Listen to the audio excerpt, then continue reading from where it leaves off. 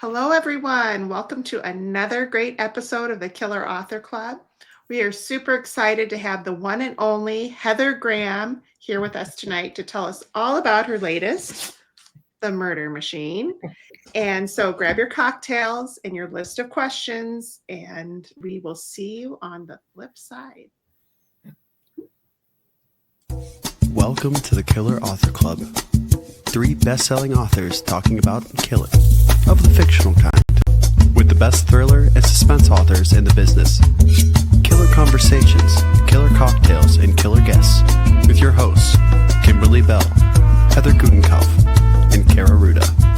This is the Killer Author Club.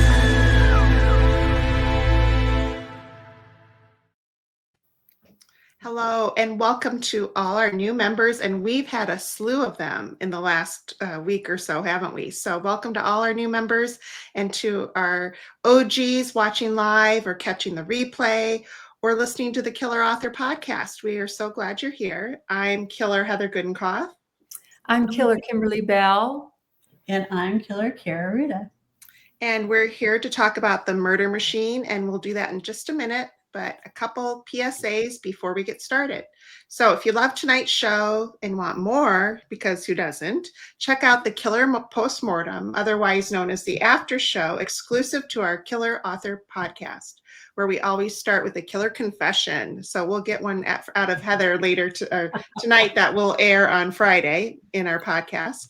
And tonight's show will be available on your favorite podcasting app starting Friday. Links to download are on, guess where? killerauthorclub.com. And so while you're there, make sure you sign up for our latest newsletter, and it's coming out tomorrow.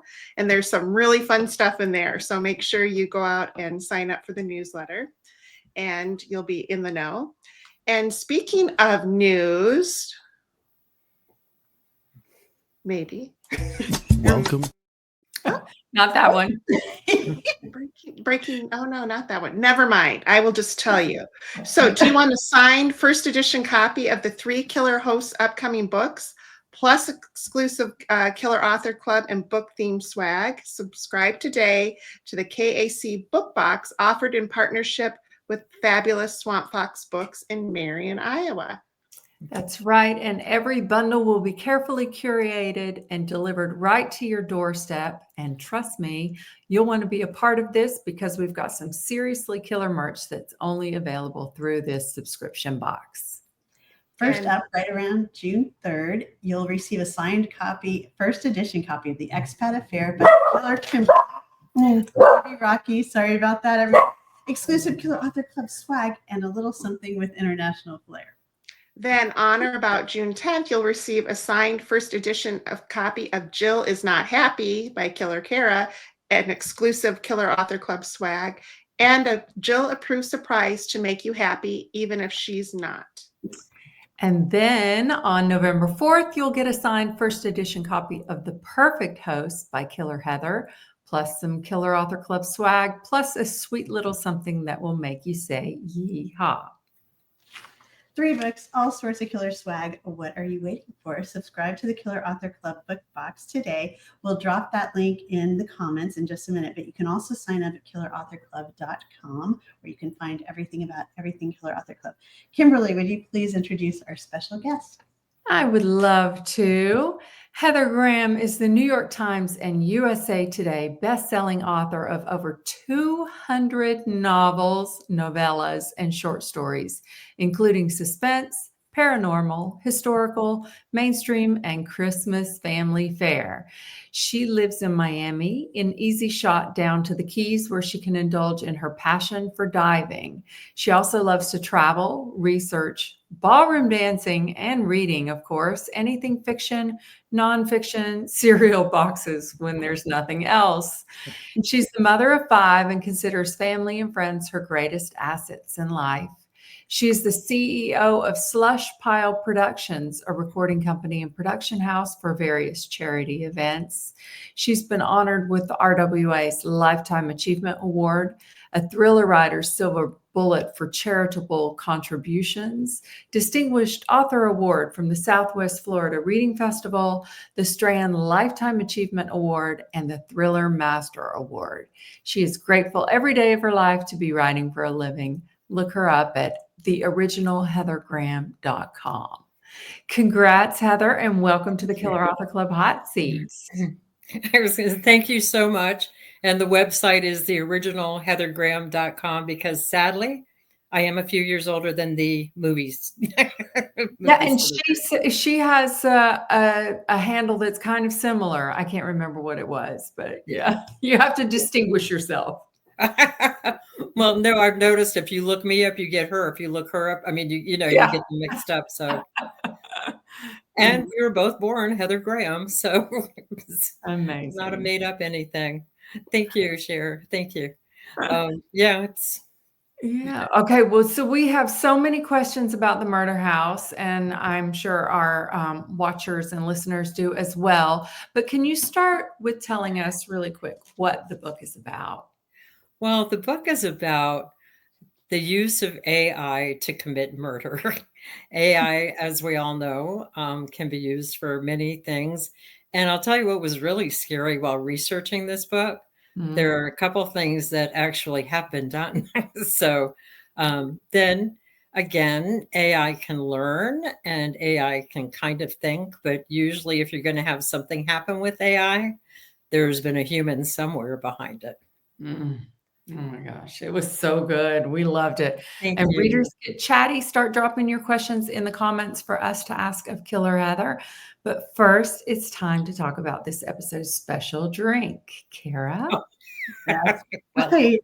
As you know, the Killers love our cocktails and tasty drinks. In every episode, we ask our killer guests to come equipped with a favorite. And Killer Heather has chosen Guinness, or Guinness 0.0, if you want to skip the alcohol, as your special drink tonight. Heather, could you please tell us why you picked Guinness?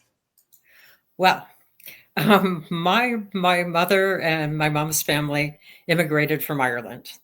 And I think they actually might have gotten arrested these days because if you had a really bad tooth, it got rubbed with Irish whiskey. And if you were sick, you got some Irish whiskey and tea. And I'm just never a fan of, I never wound up being a fan of any type of hard liquor. But I do think Guinness is delicious. And I'm probably did have it at home with the Irish first. And yes, I know people tell me all the time, it's so much better in Ireland, but it's still better than a canned Guinness. To me is much better than anything else you can have. And they even make a 0 calorie, not 0 calorie, I'm so sorry, a 0 alcohol. And I guess it's not actually 000, but they advertise that it does have less alcohol than a glass of orange juice. So if you're looking for a tasty mocktail, I guess it would be 0 Guinness. And then I just happen to be one of those people who like the taste of a stout. So that's my choice. I hear the alcohol-free Guinness is really good too. It's delicious. It is really, really good. So I can highly recommend both. Of course, you have to like stouts to begin with, but I do recommend both. Well, cheers. That's a great addition to our cocktails. So cheers. Yay. Well, the Killers, we started the Killer Author Club over 2 years ago so that readers like you can interact with some of the best suspense and thriller authors in the biz. Our spring and summer lineup includes superstars like Amy Tintera, Peter Swanson, Anthony Horowitz, Jamie Hendricks, and so many more. So for dates, times, past episodes, etc., surf over to killerauthorclub.com. But tonight we're here to talk about The Murder Machine, and the reviews are glowing. A Goodreads reviewer says, anyone who likes a good mystery or is a computer nerd would enjoy this book. Another reviewer says, thought-provoking and chilling, ideal for a time when AI is a prominent topic of discussion and debate. So Heather, you are clearly an extremely prolific killer, and now we need to know the answer to this question. Why do you kill? Well, I have discovered that it makes you a much nicer person in real life if you kill on paper. That's great. My husband says I've killed him at least 10 times. So um, I think, but seriously, part of it is I grew up in Miami. I think my dad, Graham's from Stirling, Scotland, and he moved into northern Wisconsin, and my mom moved into Chicago. And I think they found Florida and were like, wow, look at that, the sun. And so they stayed here. And so I've spent my life in South Florida. And when I was a little kid, they found all these body parts in oil drums in the Everglades. And I wound up reading those. And then my mother and father were both huge readers. And so they had all kinds of mysteries lying around. I think I was reading Edgar Allan Poe long before one should have. So I think just a love of what I read, wanting to try to come up with something very similar. Yeah, I think we've all been influenced to kill fictionally, of course, from the books that we have read in the past. So now this book starts with a bang. I mean, it literally, where did that scene is just going to stick with me forever. Where did that ever and ever? Where did you get the idea for this? I actually got it from a friend, Debbie Richardson. She was a critic for Romantic Times long ago, but I walked into her home with her and she just started talking to Siri and telling Siri to turn on the Christmas, a year ago Christmas, turn on the Christmas tree. Siri, can I see the TV? Siri, can I this? I'm like, okay. Apparently it will, do whatever you want it to. Not that I don't really have anything, there's that old standard that technology is so incredible when it works. We all know all of a sudden the computer won't do something or your smartphone is acting up and that type of thing. So obviously it can get a lot worse. And I think there are very, AI, again, can be such a wonderful thing. There's going to be so much that can be done with that.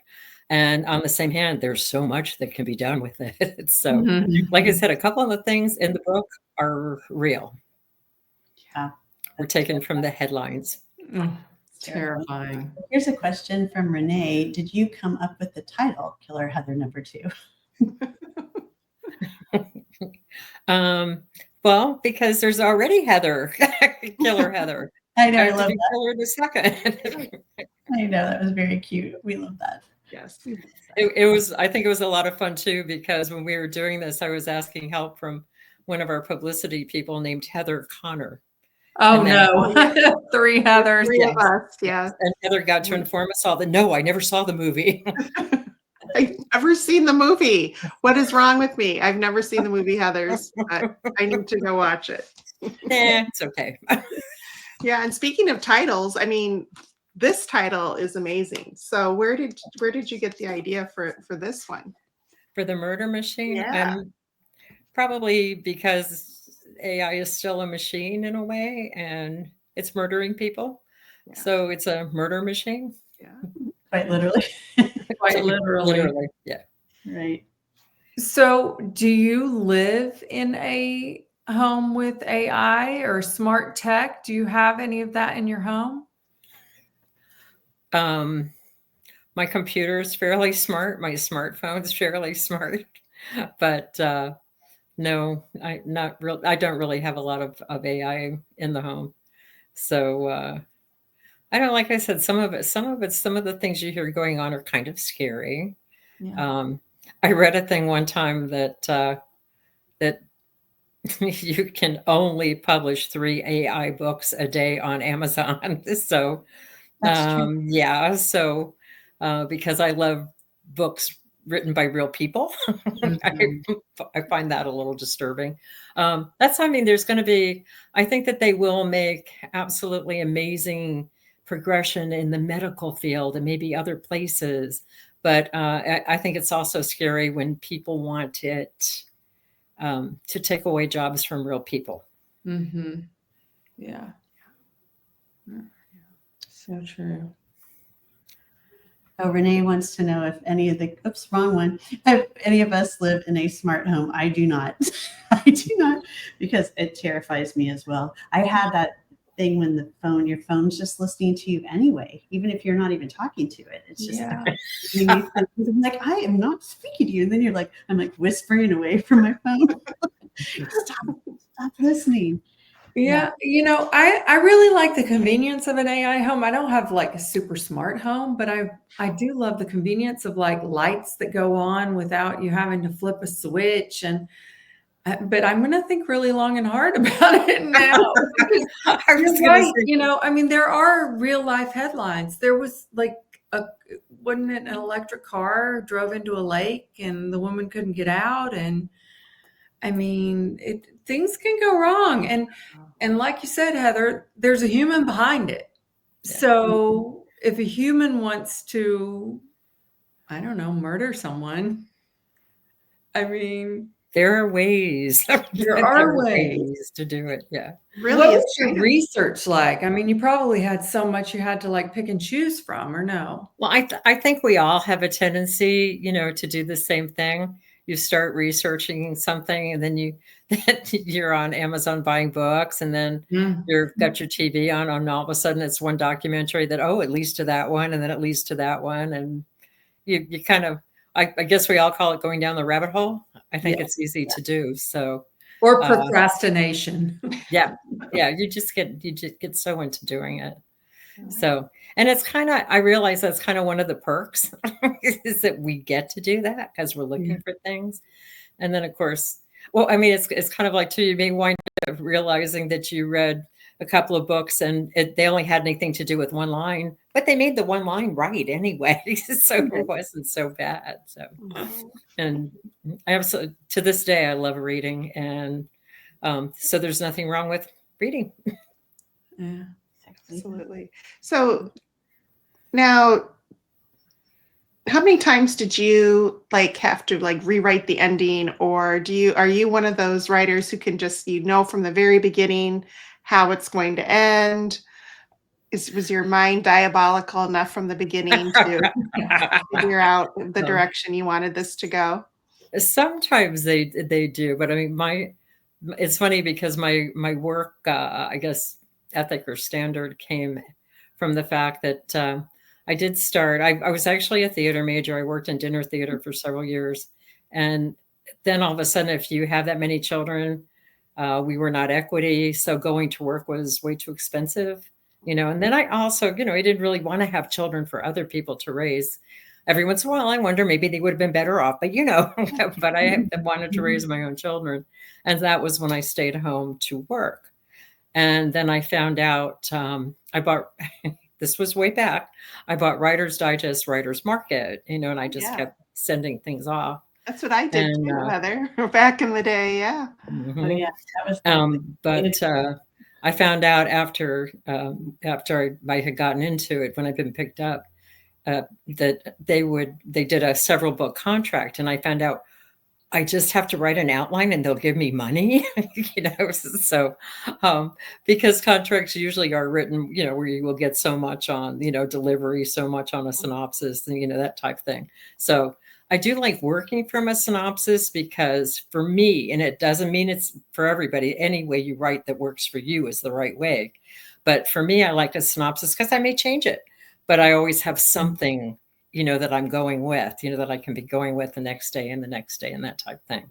So again, it may, the end may change, who knows, but you've got something that you can go with. Mm-hmm. And they paid you. So with 5 kids, that was very important. Yeah.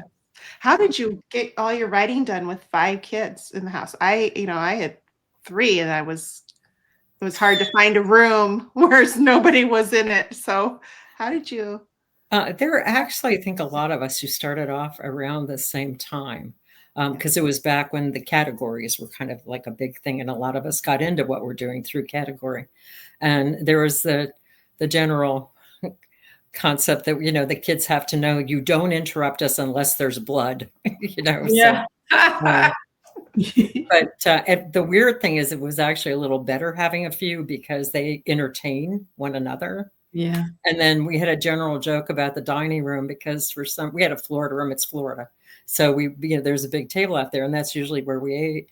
And the dining room reminded me of the Lean Cuisine commercial because nobody ever ate there. We did homework there. My computer was there. Everything was in the dining room. So they would sit and do homework while I would be doing things. Amazing. So Hey, and they grow up to pay. Now, I have a book called Dead on the Dance Floor because one son grew up to be an Arthur Murray instructor. And then they now have friends who are U.S. Marshals and friends who are Metro Dade Homicide and all this kind of stuff. So it's like, wow, they really grew up to pay off. It's great. You've got connections now and stories. Yeah. amazing. That's awesome. But you must write fast. If you've written 200 like books and short Well, if stories. I say how many years, it really ages me. So I can't tell you how many. It's been a while. But how long does it take you to do a book from beginning It to always depends on what the book is. A book will take, some of them seem to move very, very quickly. And then some of them seem to take a little more time. So it's kind of hard to say, if I was going to even them all out, most of the time I do for a year. So if you, went by that, I told you I had 5 children, you had to keep moving. Right. I had 4 children and I cannot do 4 books a year. Kara, you're probably close. I don't think so. I think I've done like 2 to 3. Is like 3 would be max. In 1 year, yeah. No, but I think that was also, again, I think it was common with a lot of us who started in category. Yeah. Because at that time in category, you really couldn't write them fast enough. So, Right. and then, and like I said, publishing is always funny because my parents had a lot of, really great history books that they came over from Europe. And I wound up first, oddly enough, fell in love with European history because that's what I had to read. And then fell in love with American history, traveling, getting to go up and down the coast to see family and things. So I had wanted, the first things I had done were actually history. But again, it's like, kind of we were talking before, it depends on who's looking for what when. So I literally had history books. And then at that time, because a different company wanted the history, I went with the pseudonym Shannon Drake, because I always thought a pseudonym would be something you gave great thought to. And I said, how long do I have? And she said, about 60 seconds. Oh, no. Shane and Derek walked into the room. So Shannon Drake came into existence. And that's what a lot of the historicals were written under first. Oh, that's and then for some reason, people thought a vampire novel should go under that too. So you never know. Yeah. That's funny. Okay, here's a neat question. What advice? Oh, Jiminy, it keeps moving. Sorry, guys. Okay, what advice would you give to your kids or anybody who wants to follow your writing career? I think to me, the most important thing to always remember is, well, first of all, I love organizations. I do belong to horror writers, thriller writers. I go to BoucherCon every year, mystery writers. Last year, I got to do World Fantasy for the first time. I love organizations because you're with people who care if you're worried about a cover, who will understand. And people are always, I would say, out of all these years, all the people I've met, yes, every once in a while you're going to meet somebody negative. But most of the time, people who write fiction are just so giving and wonderful and great. So organizations, I think, help you. They can always tell, a lot of people will know who's looking for what, when, what agent would be good for this. It's so much, it's just great to have that much support. The other thing is when you go, I think it's great to go to the various different classes and then remember you have to take in what works for you. And then you have to be dedicated to it. Like, maybe you have a pack of kids too and a job and you can only write on Sunday mornings. Be true to your Sunday morning. And then if something happens on a Sunday morning, it's kind of like get back on the bike. Just pick it up again next week. Always stay true to yourself because once you get into fiction, there's no right way. There's your way, whatever works for you. That's the most important. But then again, one of my favorites that I heard was put seat in butt and work. Yeah. So that's an important one too. Yeah. Butt in chair, hands on keyboard. Isn't that what they say? Yeah. And then I think too, it's an interesting thing because I read this the other day and I thought it was very true. If you're going with traditional publishing, you're probably going to turn something in and it's going to be on the market in a year or a year or so. We're in that vicinity. If you're self-publishing and you're putting up on Amazon tomorrow, it's kind of like maybe you do want to look at the trends. But to just write for a trend, I think is a mistake, this personal opinion. You need to write what you love. If you love what the trend is, hey, that's wonderful. Go with it. But be true to yourself, because you never, ever know when the trend is going to change. Yeah, I agree with that. That's great advice. I love that. Well, great advice. And you guys, Heather is giving away 5 copies of The Murder House to lucky US viewers. It doesn't matter if you're watching us on Facebook or Instagram or YouTube. We scour the comments everywhere we stream, but please make sure to shout out where you're from. For a chance to win, correctly answer this multiple choice question. Heather has published over 200 novels, novellas, and short stories. Which genre has she not written? Suspense, paranormal, historical, mainstream, or westerns? What could be? Tricky. Good luck. Good luck, everybody. The Killers are big fans of independent booksellers and want to support ones our killer authors love. Heather has chosen Books and Books in Coral Gables, Florida. Heather, please tell us why you love this bookstore so much. I love Books and Books because, first of all, it's been there for years, and it's one that I really like. And it's owned by a fellow named Mitch Kaplan, who's a mover and shaker behind the Miami International Book Fair. And he's grown over the years. It started with one store. Now he's got one at the airport. He's got several now. But I particularly love the one by me, because it has a really charming little cafe. I can go from room to room, and I can literally walk to it from my house. So that's a good one too. Yeah, that's really nice. Yeah, and I just love what Mitch has done for books in Miami. So it's just seriously one of those charming stores that you can go into. I actually have a couple of Barnes and Nobles that are near us too, I'm in them too. And I think they're great Barnes and Nobles. They're very well run. But there's just something about an independent, just a little bit different, and love the cafe and everything about it. And it's also right across the street from the Gables Art Cinema, which comes up with all kinds of cool movies. So it's fun that they're right there next to each other. Yeah. So we have a whole afternoon and evening planned. Yeah. Mm-hmm. So we'll be dropping the link in the comments so you can order Heather's book from Mitch's store, or anything else you need to get. So go ahead and look it up, guys. Yes. And so obviously the Killers, we love to read. And so our Facebook group is the place to find those recommendations for all the fabulous books out there, and you can share your love for them. So we want you to come and post pictures and write reviews, ask for recommendations, give yours. We love it when our TBR cuppeth runneth over, which is why we want to ask Heather, what are you currently reading? Oh, at the moment, well, there's an author named old-time author, and I have to admit, I'm not sure if she's still with us, Morgan Llewellyn, and I am reading a book that she wrote about Brian Boru, because now I am working on which I didn't even know existed, but now I know. I'm working on something called a romantasy, and I have decided to make growing up with entirely wonderful, crazy Irish family pay. So it's on the ancient gods and goddesses of Ireland. And I'm having a lot of fun reading about that too. And then, as we were saying earlier, watching this documentary, and then on Amazon buying more books. But I am having a lot of fun with it. Love it. Sounds amazing. Well, we want to celebrate 2 new fabulous releases for you to add to your TBR. First, check out The Mystery of the Crooked Man by Tom Spencer.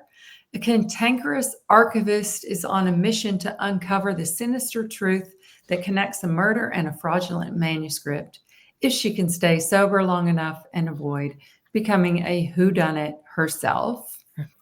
We also have See How They Fall by Rachel Paris. Set in the glamorous scenic backdrop of Sydney, Australia, One family's powerful dynasty is threatened to be destroyed after a tragedy with a hefty inheritance lying in wait. We've got 2 paperback copies of The Crooked Man and 1 of See How They Fall to give away to U.S. viewers. You know the drill. Drop a comment if you'd like to be entered for either or both. And remember to tell us where you're from. And don't forget to check out the killer's latest books. Just take a look at this gorgeous cover for Kaira's upcoming Jill Is Not Happy, a thriller where an ill-fated road trip resurrects a married couple's darkest secrets, out June 10th. And Heather, along with authors Kieran Slaughter, Lee Child, B.A. Paris, and other members of the International Thriller Writers Organization, collaborated to create the Twisted Women's Book Club, an Audible original, so you can listen now. And speaking of gorgeous covers, we have The Expat Affair by Kimberly, and it is out June 3rd. It's about 2 American expats in the deadly world of Amsterdam's diamond industry. Links for all of these are coming up in the comments. That's right. And Heather, we got to celebrate your cover. We'll do that next time. Yeah, that would be great. Yeah. It's so great. Thank you. Thank you. Okay. Thank you. Membership has its privileges. So if you're on Facebook, check out our private members only group called the Killer Author Club, where every episode we choose a name from the hat to win a piece of swag: t-shirts, mugs, candles, totes, hats, all of which can be found at killerauthorclub.com. Tonight's winner is Patricia hopefully Patricia, I didn't really botch that because I'm Kaira Rouda and everybody says it wrong, so I know how it goes. So I'm really sorry if I did. But anyway, congrats. Please send one of us killers your address and we'll send some killer author swag your way. And if you want to be a winner next, become a member of the Facebook group and you're automatically entered. And speaking of support, a big killer thanks to Book Reporter for sharing our news and upcoming episodes in their newsletter. Stay up to date on books, news, and events at bookreporter.com. And Heather, we have some really, really good news for you. You survived the Killer Author Club. Thank you so much for being here. Thank you guys so much. It's just super to see you all, and thank you. And thank you to all your listeners. Thank you. Where's the best place that listeners and viewers can find you? Miami, Florida. I have a Facebook page under I have 2 of them actually, Heather Graham and Heather Graham Post a Saturday. My husband's Italian. And I sometimes I do YouTube, sometimes I do TikTok, just kind of depends on, have you ever noticed it depends on what's going on in life? Yes. how much you get going out there. So but I am always surprised when I go to YouTube and find things that were done 10 and 15 years ago. It's true. What you do these days stays forever. So you've got to, be careful. But thank you. Yes. Thank you for being here. Yeah, for sure. Okay, guys, that does it for tonight's episode. Heather, sit tight. We will come back and do the after show. But thanks to everyone for tuning in, and make sure to mark your calendars for 2 weeks from tonight. We'll be back on May 6th at our usual time, 9 p.m. Eastern, 6 Pacific, with the one and only Amy Tintera, who you might know from her huge hit, Listen for the Lie, now coming in paperback. In the meantime, please find us wasting entirely too much time on Instagram, Facebook, Twitter, TikTok for all the information you need: times, upcoming schedule, past episodes, recipes, and merch. Surf to killerauthorclub.com. Thanks for being part of the club. I just wanted to say very quickly, too, if you all don't mind, I am the location chair for a mystery convention called VoucherCon this year. And if you ever wanted to, it's not totally craft. It's for everybody. Anthony Boucher started this for readers, librarians, writers, for everybody out there who love books. And if you're at all interested, we're going to have Michael Connolly, and I'm blanking on everybody else right now because I'm trying to say it, but it's a wonderful, friendly type thing. If you ever just wanted to get to New Orleans, it's a good way to go. And, look it up if you want to. It's BOUCHERCON.com 2025. And thank you all for letting me do that. Of course. Of course. I'll be there. I can't wait. Thanks, everybody. Thank you. Good night, everybody. That does it for tonight's show. Thank you for tuning in. If you'd like to catch our next show live, we're every other Tuesday night on Facebook, Instagram, and YouTube. For times, upcoming schedule, and to catch up on past episodes, visit us at killerauthorclub.com. Happy reading. Now get on out there and kill that TBR.